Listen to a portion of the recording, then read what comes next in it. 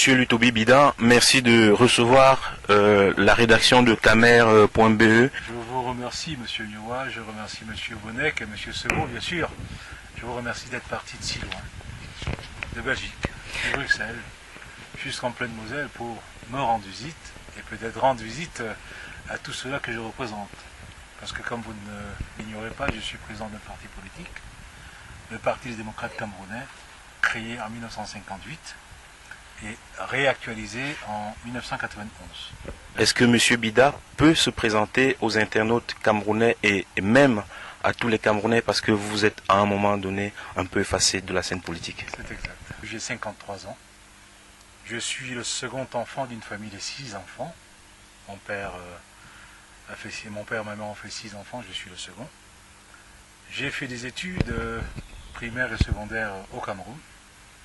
J'ai passé mon baccalauréat D au Cameroun, j'ai été élève au collège Vogt, j'ai fait la terminale au lycée général Leclerc.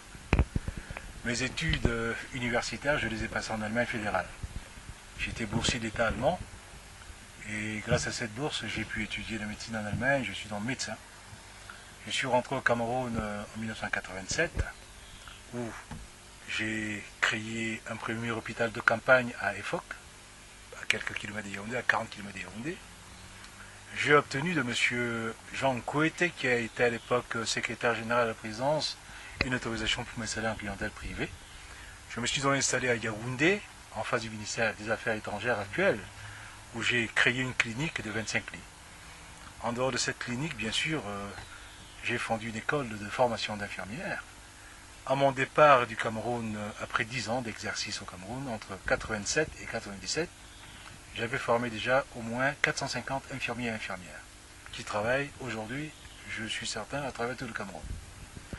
Sur le plan politique, je suis, comme vous le savez certainement, ou alors ceux qui ne le savent pas, je suis le fils d'André-Marie Bida, qui fut le premier chef d'État camerounais. Cette désignation choque certains, mais c'est la vérité, parce que le Cameroun de 1957 aurait été l'État autonome du Cameroun.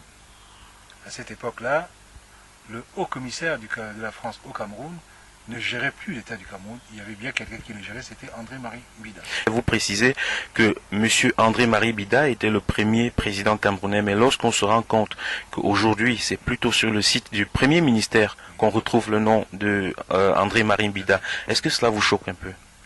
Cela ne me choque pas. Cela ne me choque pas parce que l'histoire de l'Afrique sera écrite un jour, elle n'a pas encore été rédigée.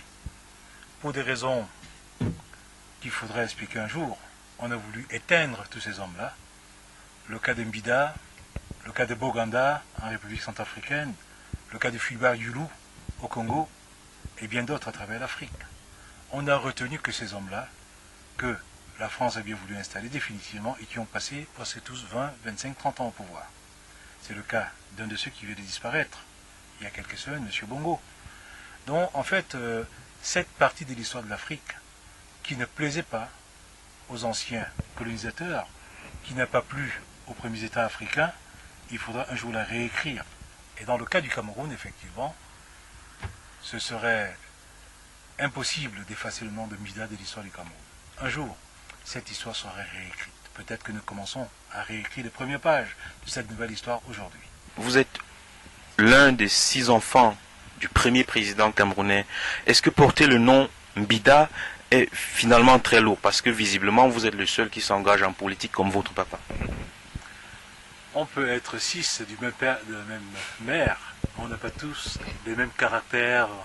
On n'a pas tous les mêmes ambitions politiques. Ce que je fais comme action politique est soutenu par mes frères et sœurs, ça c'est clair. Mais ils n'ont peut-être pas la même disponibilité, ils n'ont pas la même propension à s'engager dans ce genre d'opération. Mais ils soutiennent ce que je fais et ils savent ce que je fais. En d'autres termes, je pense que lorsqu'on porte un nom comme celui-là, le nom de Bida, ce n'est pas le mien, on me l'a donné. Je n'ai que le prénom, Louis Toby, mais le nom n'est pas le mien. Un nom célèbre, je le dis souvent, peut se porter comme un écusson sur la poitrine. On peut le porter comme des galons sur les épaules.